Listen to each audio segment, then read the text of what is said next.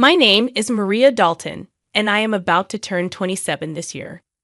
I've been married to my husband for 5 years now, and we have a son named Martin who just turned 4. Initially, after tying the knot, I worked as a full-time employee, but now I'm working part-time at the same company. My husband is 3 years older than me at 30. I was initially swept off my feet by Kevin Carlton's passionate gestures, which ultimately led us to date and eventually get married. However, Kevin's demeanor shifted after marriage, revealing a more domineering side that I hadn't seen before.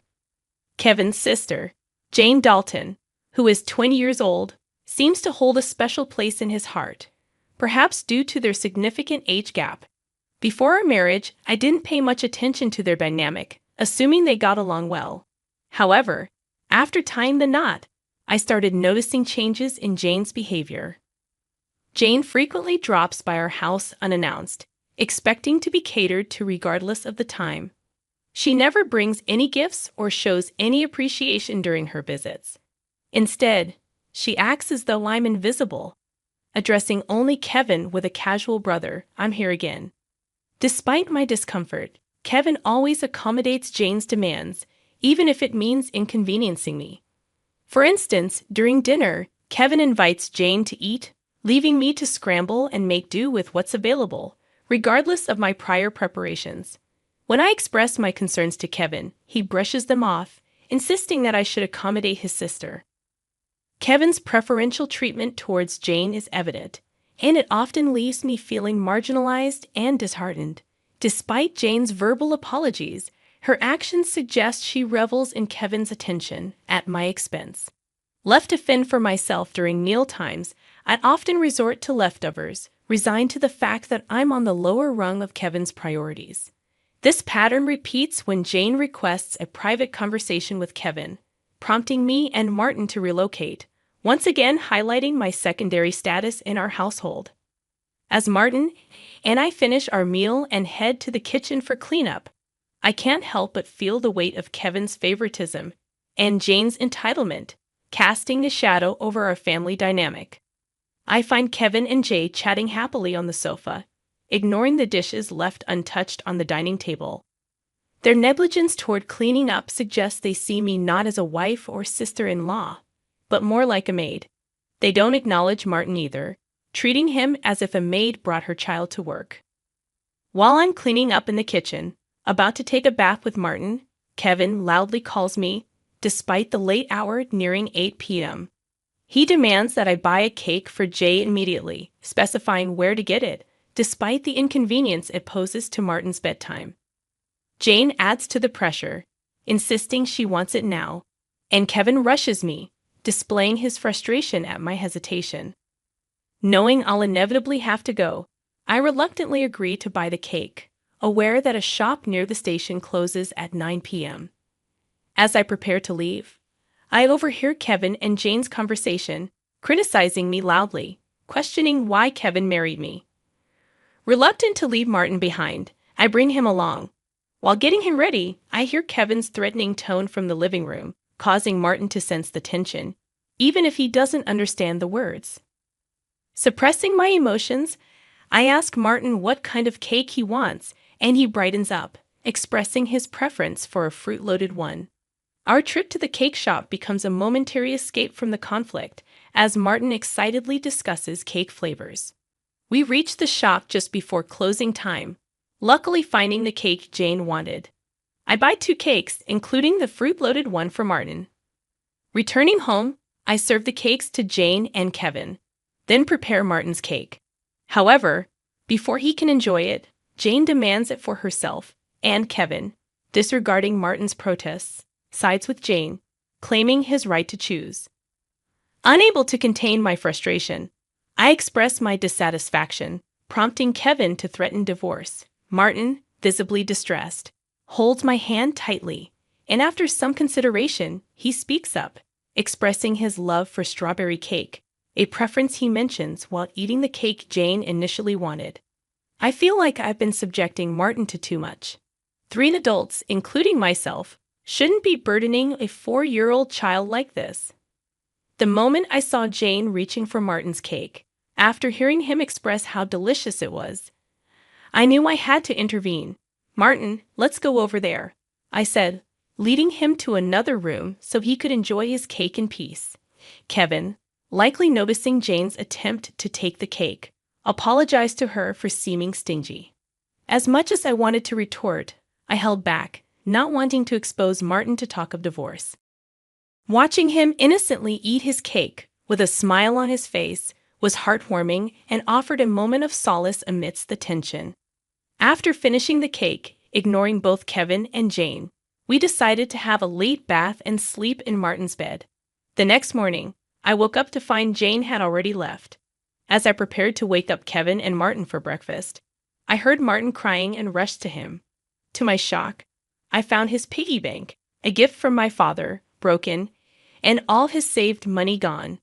It was part of his nightly ritual to say goodnight to the piggy bank, and last night was no different. At that time, the only people in the living room were Kevin and Jane. I asked Kevin about it, and he casually mentioned that Jane needed some money, so she took it from Martin's piggy bank, ignoring his tears. As I held Martin, feeling his pain so deeply, I couldn't help but cry with him. It hurt to see Kevin prioritize and care for Jane over our own son. I felt a surge of anger and sadness, unable to bear the sight of Martin in such distress. "Why are you making the morning so miserable? I feel awful," Kevin exclaimed. "Don't you think you've done something wrong? Martin is crying so much for the first time since we got married."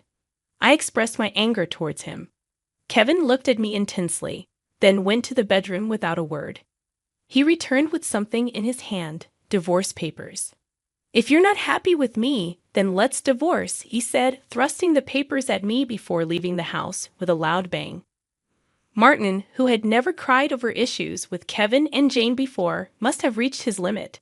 He's been crying since last night, and I can't bear to see him in such pain. "Hey, Martin, should we skip daycare today?" I asked, trying to comfort him. He seemed happy at the idea of spending the day with me, replying with a loud yes and showing me a faint smile. As he brought a picture book from the shelf and sat on my lap, looking up at me with happiness, I couldn't help but think that his little heart must be full of patience. Today, we'll take it easy. I made a decision to fill Martin's heart with as much joy as possible. While I might be causing some inconvenience at my workplace, my colleagues kindly understood the situation and granted me a day off, encouraging me to spend quality time with Martin.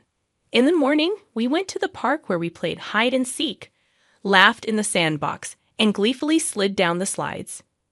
Returning home for lunch, Martin seemed drowsy, a rare occurrence for him. Normally, he can nap by himself, but today he fell asleep on my lap, reminiscent of his baby days. Instead of tackling household chores while Martin napped, I decided to cherish this special moment and be comforted by his peaceful sleeping face and gentle breathing. As I drifted off myself, a noise from the entrance jolted me awake. It was too early for Kevin to be home, so I felt a sense of unease. Quickly, I gathered Martin and only essentials, hiding in the bedroom closet. My heart raced as I heard footsteps approaching. Then, a familiar voice echoed through the house. It was Jane, trembling with fear. I listened as she rummaged through drawers, muttering about something she couldn't find. After a brief call to Kevin, Jane left, locking the door behind her.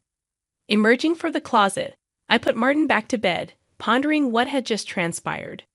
I couldn't shake the feeling that Kevin was involved somehow, and I began to question his actions. Feeling a mixture of disgust and fear towards Kevin, I hastily packed essentials for Martin and myself. By the time Martin woke up, I was ready to go. "Martin, let's go to Grandpa's place," I said, and we headed to the station, taking a train to my parents' house. Thankfully, my parents' home was nearby, and we arrived quickly. Although I hadn't informed them beforehand, they welcomed us with open arms, sensing something was amiss. Their pet dog immediately brought joy to Martin, and they played together happily. Feeling relieved, I confided in my parents about the unsettling events with Kevin and Jane. We discussed the possibility that Jane may have been searching for my belongings, particularly my cash cards. Reflecting on my mother's insight, I remembered my successful experience in launching an online shop for handmade goods with my friends. Before getting married, I was well known in the handmade industry, serving as the CEO of my own shop. As the business flourished, I made the decision to tie the knot. However, my priorities shifted towards raising my child, prompting me to entrust the company to my reliable friends until I settled into parenthood. Although I still hold the CEO position, I primarily work part-time from home, managing the company remotely. Surprisingly, my husband, Kevin, is unaware of my continued role as CEO, although he knows about my previous position and suspects that I've saved a decent amount of money. I've intentionally kept details about my CEO status and savings from Kevin, mainly due to his poor financial habits. Despite earning a substantial income, Kevin spends recklessly, leaving little for essential expenses. He allocates a mere $200 per month for food, insisting I become a full-time homemaker. However, I've never agreed to abandon my career entirely. Eventually, he allowed me to work part-time, but not without making me sign a post-marital property waiver, fearing I might consider divorce. Since Martin's birth, I've solely relied on the $200 food budget, using my savings to cover Martin's nursery fees and clothing expenses. I've never asked Kevin for additional financial support, leading him to assume I have substantial savings. Jane's sudden need for money aligns with Kevin's belief in my savings, likely prompting their search for my cash cards. Nevertheless, I've been quietly setting aside funds for Martin in a separate savings account. Each month, a portion of my salary is deposited directly into this account.